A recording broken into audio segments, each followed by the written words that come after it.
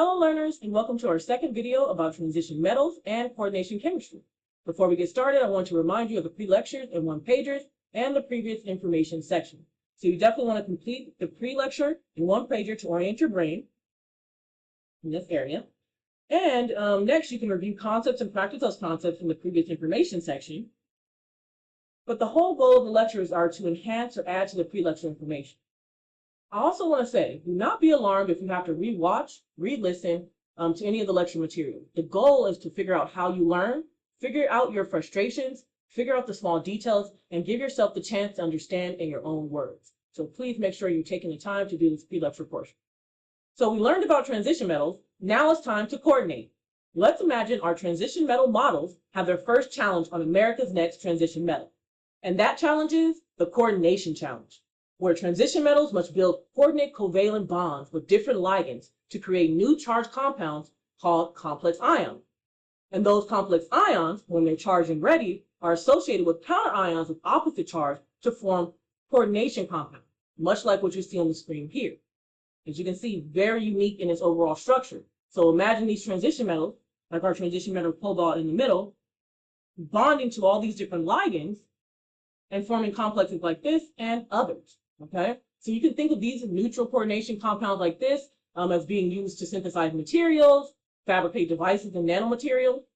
They can be used for cancer treatments and oxygen transport. So remember back in the previous lecture about transition metals, we talked about iron being able to be a portion or part of heme groups in our blood that transport and carry oxygen. Those heme groups are actually coordination compounds.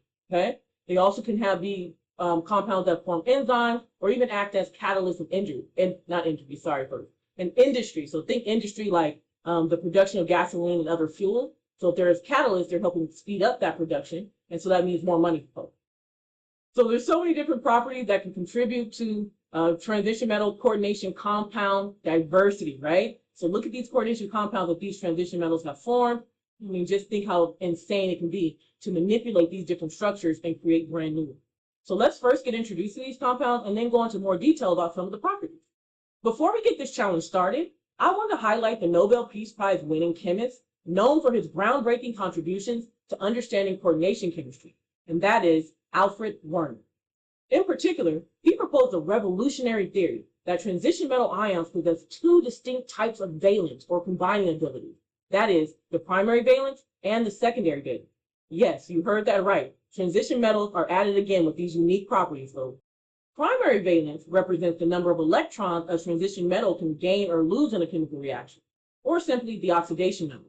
As we know, transition metals have variable oxidation states, and those oxidation state charges on the outside of the brackets, which we'll definitely learn about how to identify these things soon.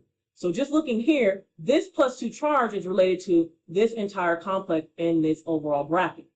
Okay, so we have a +2 charge.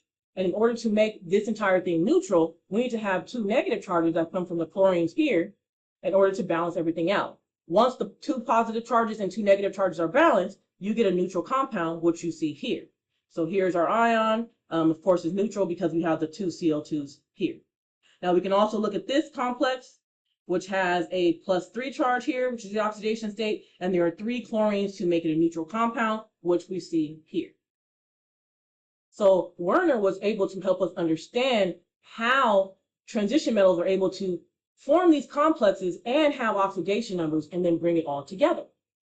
Secondary valence then is something we haven't heard of before, and is based on the number of ligands that can bond to the central metal ion. So we have our cobalt here, and we have 1, 2, 3, 4, 5, 6 different things or ligands binding to that cobalt ion metal. And the way that they bind is going to be through different types of covalent bonds that we'll learn about called coordinate covalent bond.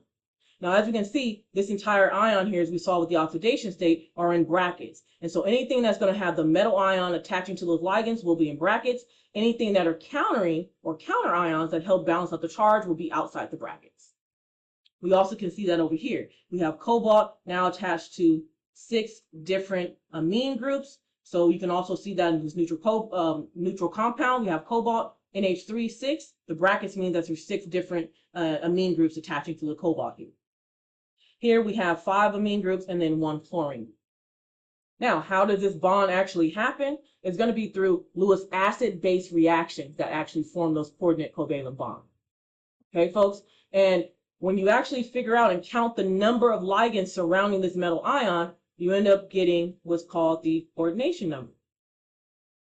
So oxidation number is going to be outside the brackets, oxidation number, and then we count the number of ligands inside the brackets to get the coordination number. So Werner was helpful into allowing us to understand coordination numbers and oxidation numbers and how they work for transition metal ions.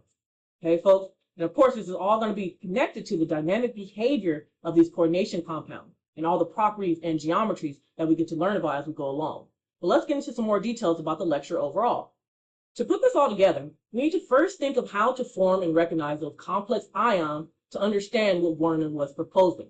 Next, we can learn about the mutual coordination compounds, and finally, we will end with the different arrangements or isomers that exist within these compounds. So let's go ahead and get started with this challenge.